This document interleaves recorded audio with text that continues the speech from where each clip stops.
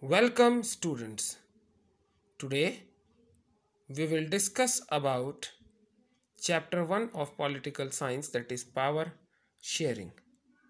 In the last video of this chapter we discussed about the arrangements in Belgium and Sri Lanka,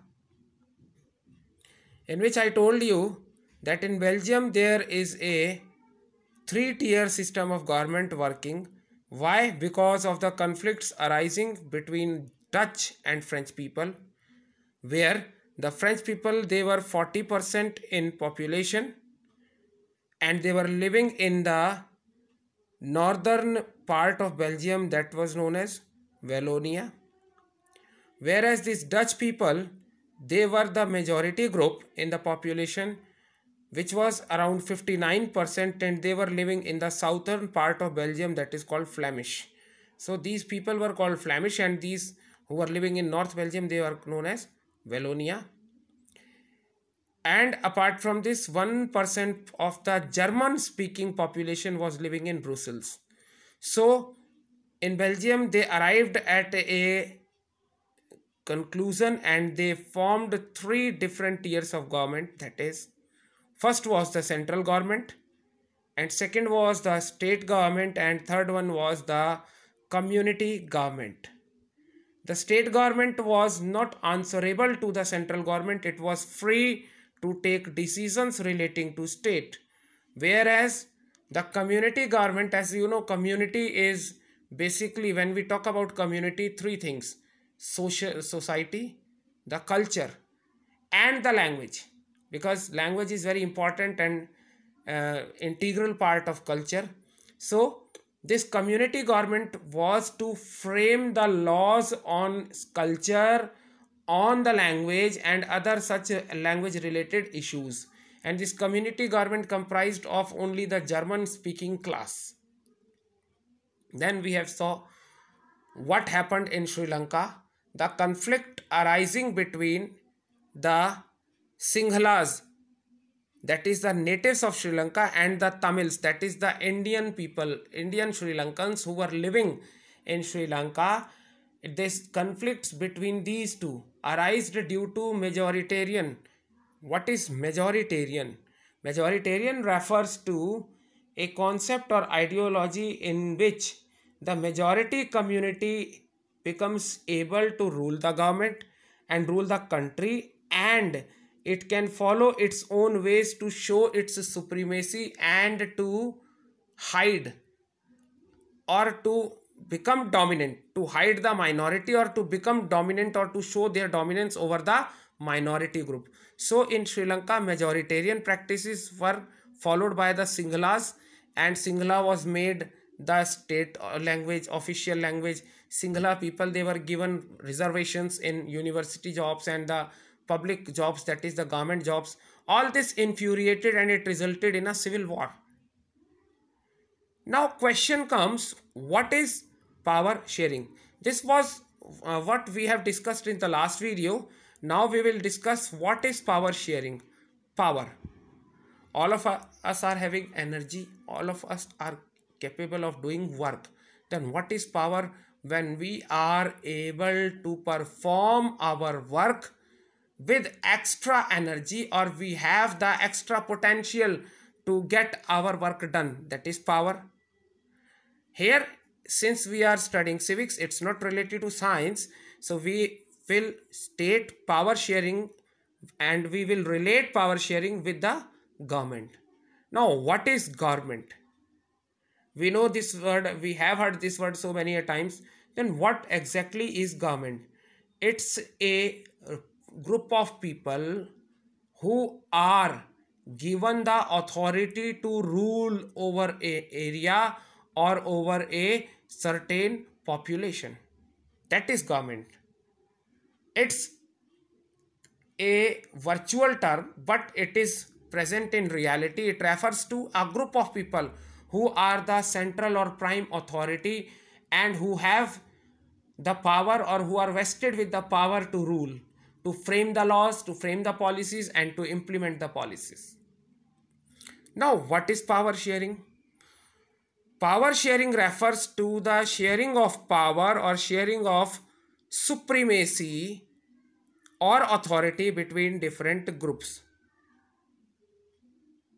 Now, why power sharing is required and why power sharing is preferred?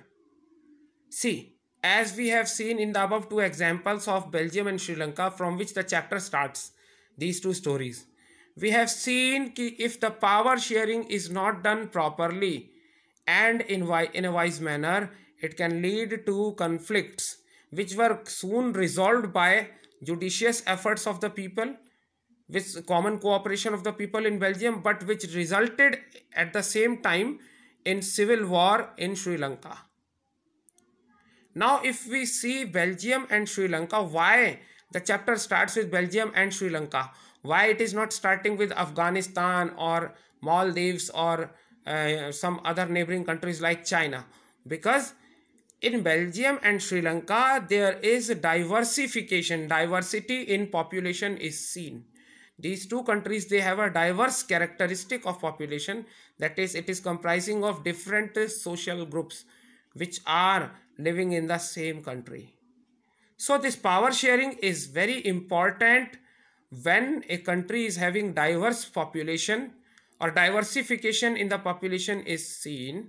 Then this power sharing, if no power sharing is there, one of the group can show majoritarian, can adopt majoritarian practices, and they can try to dominate the minority. So if power sharing is done, it reduces the possibility of conflicts between the different groups in the society. It reduces the social conflict, and often these, if social conflicts these are not resolved timely, they can lead to violence and political instability. So it is desirable to maintain and to establish political stability in the country. Secondly, it is good for democracy, that is, it shows the true spirit of democracy. Now, what is the spirit of democracy? To give equal representation to all in the government and in the rule. It involves the sharing of power between those who are affected by its exercise, but that is by the exercising power, and those who have to live with its effects, those who are affected and those who will feel the effect. Both the groups, they are important, and since democracy is form of government of the people, for the people, by the people, as the words of Abraham Lincoln shows and says. So this power sharing is the true spirit of democracy, that is, it provides equal opportunities for all the social groups or the political groups to exercise their power, but within a given limit. And this reason, that is, it reduces the possibility of conflicts, it is known as one of the prudential reason. And this reason, that is, it is good for the spirit of democracy, it is actually the morality, it refers to moral practice, and it is something which is related to ethics. The democracy, ethics of democracy states equal representation, that is what is shown and represented by this power sharing. Hence this reason is also known as moral reason, and this reduction of possibility of conflicts between social groups is sometimes referred to as prudential reason for power sharing. Now we will see different forms of power sharing. We have horizontal distribution and vertical distribution, that is, horizontal form of power sharing and vertical form of power sharing. Now, what is this horizontal distribution? It refers to the sharing of power between different organs of government. See, as I just, government refers to the rule of people or a group of people who are vested with the authority to rule. So in a government we have different organs, like the legislature that frames, the executive that imposes and that exercises and makes the law effective, and judiciary that sees whether the laws are implemented properly, or that sees if there is no violation of the laws once made by the legislature and implemented by the executive. So these three different organs of the government, they are given equal platform, they are treated equal, and it is the judiciary which is appointed by the legislature, and it is the judiciary that checks the legislature ki whether they are not involved in any ill practices or not. This is called horizontal distribution. Then we have power sharing between different governments at different levels. As we know, in India we have the central government and the provincial or state government, and at some places we have even the local governments. So the central government is the government that is sometimes referred to as the federal form of government. That is, it is the form of government in which there is only a single or central authority that exercises and controls the working and ruling of the region. Also, sometimes you have seen that there are state governments, although this type of government is not present, or it is not in existence in other parts of the world, but wherever it is present or it is being exercised, the state and central government, they are being provided with different powers to exercise their powers efficiently without interrupting and without interacting with each other. Then we have the power sharing which can be done among various social groups. But before that, I told you the sharing of power between different organs of government is horizontal distribution, and the sharing of power between different levels of government at a place is called vertical distribution. Now we will see various social groups, how the power sharing is effective in this. In the various social groups, we have the very first number is political parties. See, political party refers to a group of people who believe in the same ideology and who work together in a group to attain or to who try to control the power. So it is this political party who exercise power sharing. How? By the means of general election, which is the true spirit of democracy. Those who are elected, they share power among themselves as per the principles and instructions laid down in the constitution. This type, if only one political party is there, it can lead to conflicts, and the political party can exercise its power and it can follow or it can implement wrong policies. But if the competition is there between the political parties, they have to face and they emerge and try to win public opinion, and hence this power sharing between political parties is a way to which lead to effective governance and government.